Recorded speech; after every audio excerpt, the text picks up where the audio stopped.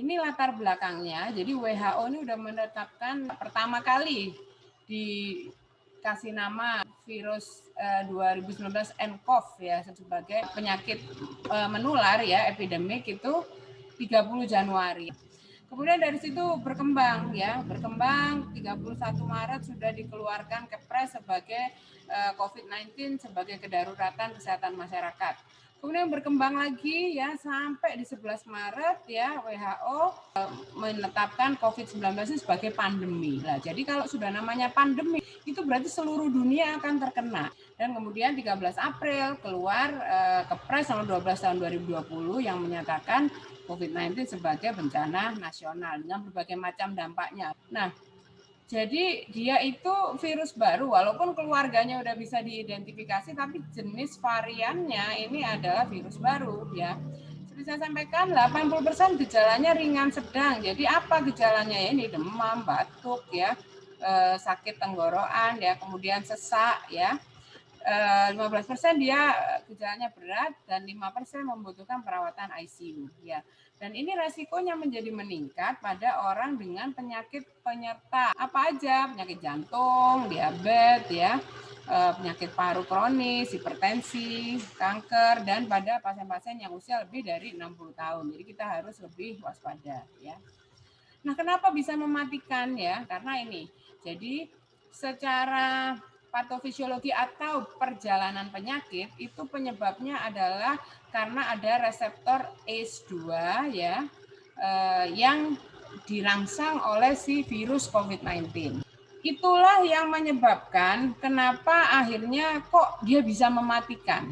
Karena kalau seseorang ya sudah terinfeksi virus dan tubuh tidak bisa mengatasinya, maka akan terjadi namanya badai sitokin, di mana terjadi proses peradangan atau infeksi yang meluas di mana-mana di seluruh tubuh. Sehingga makanya terus gejalanya cepat sekali terjadi perburukan. Seperti itu. Nah, ini cara penularan itu penting. Lewat apa? Lewat droplet. Ya, droplet itu apa? Percikan yang keluar dari mulut atau hidung kita di saat kita ngomong atau di saat kita bersin ya. Seperti itu. Nah, bagaimana dengan transmisi udara? Itu dimungkinkan, tetapi ada syaratnya. Misalnya, Anda berada di suatu kondisi kerumunan, sirkulasinya kurang, ventilasinya kurang, mungkin dia bisa menular. Karena apa? Ada yang namanya mikrodroplet atau percikan yang berukuran kecil, mungkin nano, yang dia akan melayang-layang di udara. Dan kalau kita berada di lingkungan tertutup, dia bisa menulari kita. Nah, kalau kita tidak memproteksi diri kita, misalnya kita nggak pakai masker, misalnya seperti itu. Nah, bagaimana masa inkubasinya? Inkubasi itu adalah waktu di mana mulai dari virus masuk sampai kemudian dia menimbulkan gejala, ya. Waktunya itu rata-rata semingguan, ya. Dengan range mulai dari masuk sampai kemudian recovery atau infeksi selesai itu adalah sekitar 14 hari. Jadi ini yang menjadi dasar kenapa sih kok isolasi mandiri itu 14 hari, kenapa? Ya karena dasarnya ini. Sekarang bagaimana sih cara menegakkan diagnosa atau memastikan COVID-19 ya? Jadi yang paling penting itu PCR test. Jadi diperiksa, dilakukan swab, pengambilan sampel dari tenggorok dan diperiksakan untuk RNA-nya ya. Kemudian yang kedua, isolasi virus ini tidak memungkinkan, tidak semua lab ada. Nah, ini tadi rapid test antigen ini yang saya sampaikan bahwa pengambilannya dengan swab, tetapi tidak diperiksa ke pemeriksaan DNA-nya, hanya dilakukan rapid test. Jadi diteteskan gitu, direaksikan.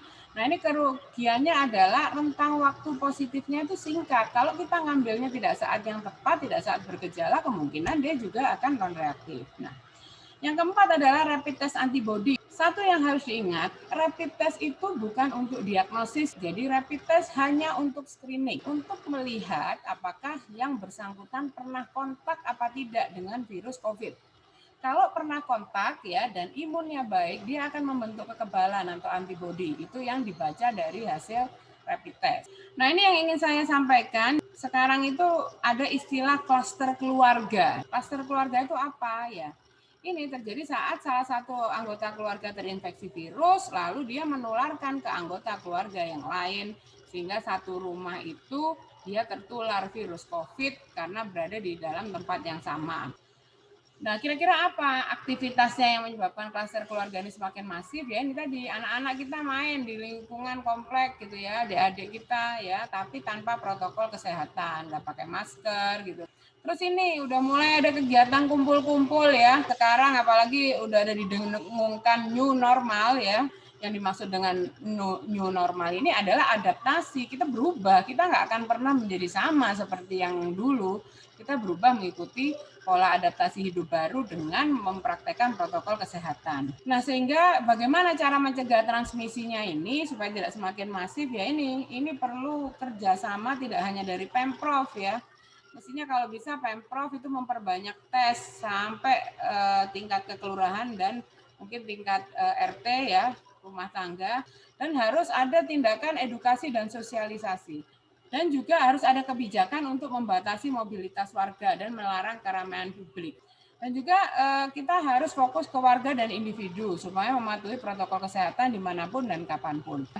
Kemudian melakukan analisa resiko dan jalankan protokol VDC, ventilasi durasi jarak.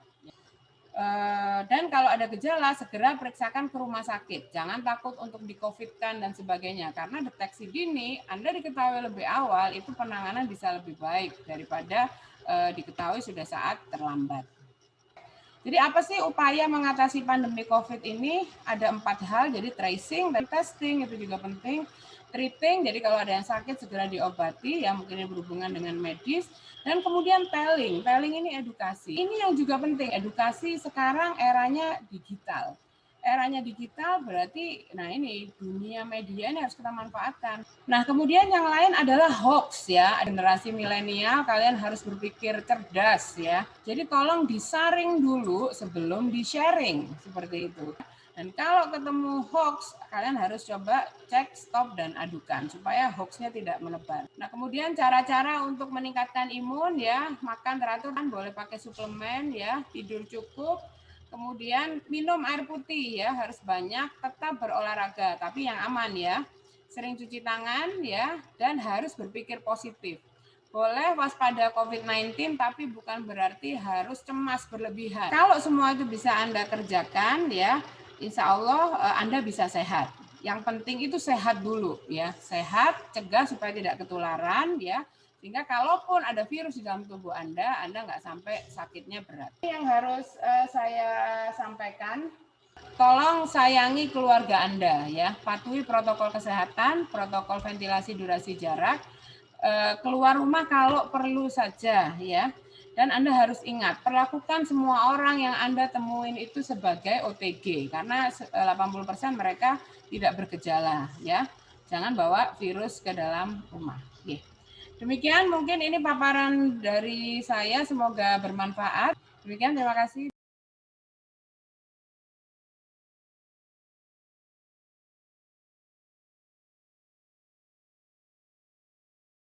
Pertanyaannya, jadi menyikapi yang pertama, jadi kalau ada tetangga atau keluarga yang terkena, ya udah kita waspada diri saja ya.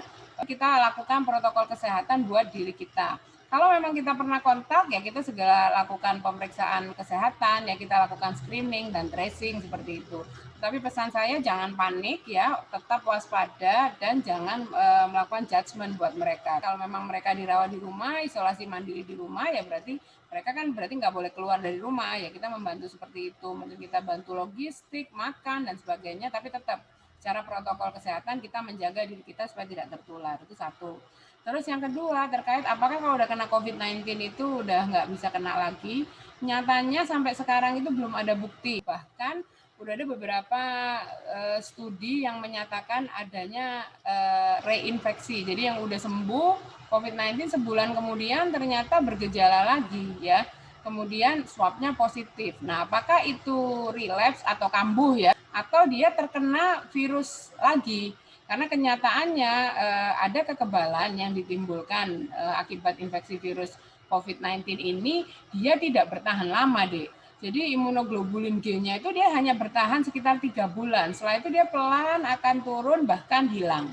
Nah, di saat hilang kan berarti kita nggak tahu kan, mungkin dia masih rentan terkena infeksi virus lagi seperti itu ya. Mungkin sudah cukup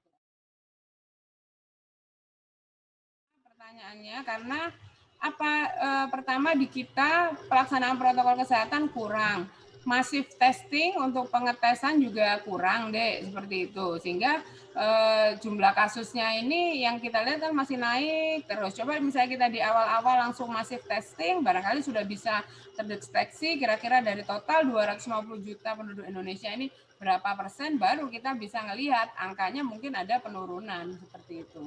Tapi kalau sekarang saya kira belum, pasti akan trennya naik karena ya itu tadi kita ngetesnya ini enggak serentak gitu loh, Dek. Jadi masih bertahap aja, nunggu ada klaster baru dites seperti itu.